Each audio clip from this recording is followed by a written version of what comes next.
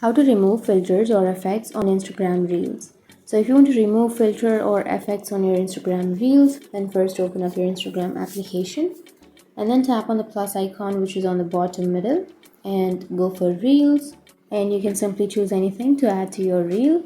Once you choose, now you can go for the filters or effects which is on the upper right, and from here you can choose any effect that you would like to add. So for example, I'll be choosing an effect, and once you've choose your effect, now here you can see that you have added the effect, right? So if you want to remove the effect or filter, then what you need to do is simply again go for the effect which is on the upper right, and here you can simply find the effect in which you have these blue colored borders and tap on that effect and your effect will be removed.